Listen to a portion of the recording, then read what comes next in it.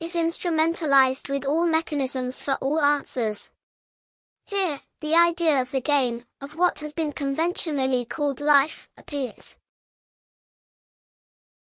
On the blank paper, the drawings are placed, following a unique principle. Nothing escapes this principle, and what appears to be new, is not new. It is only an adaptation of a unique model. All coatings are support elements, for the drawings of life. Beings, adapted to the model, seem to justify existence through creativity. It is evident, the difficulty in realizing that one creates upon the model. The model always imposes itself. Conceived science is not despised, but its necessity is repeated in this creative process. Science itself, formulated as a response instrument, follows the model. Pure science extrapolates previously edited answers. Pure science serves the essence of being.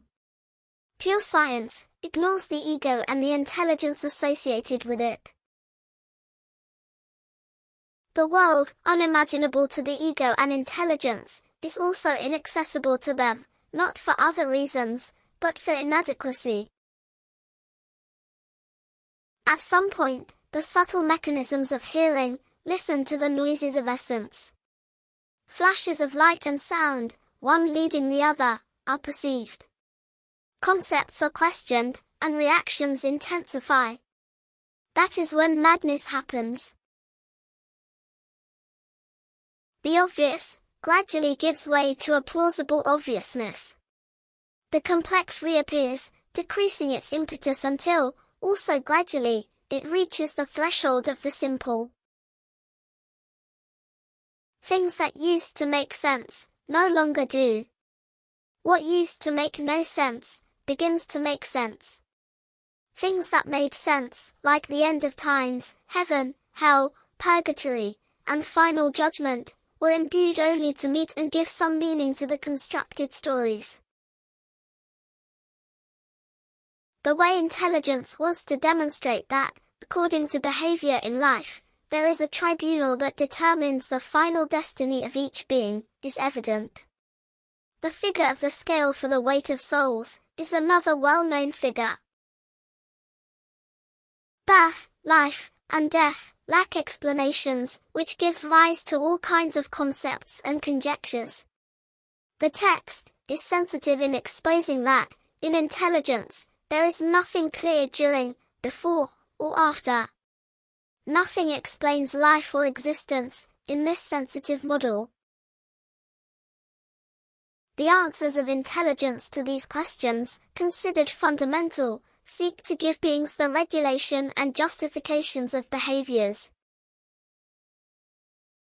The model of the multiplication of communities, and their relationships with defined roles, seem perfect and clear, with an undisputed divine determinism. For the theory of the end of times, with a final tribunal, where the living and the dead will be judged, there is, in contrast, the theory that everything is done, exactly the way it is done. There is nothing and no one to be judged, as each one accurately represents the role, in a scenario built exactly for that purpose. The risk of theories, which are linked to explain the origin, the way of existing, and the destiny of things, is conformism with the comfort that these theories bring, to give meaning to these same things.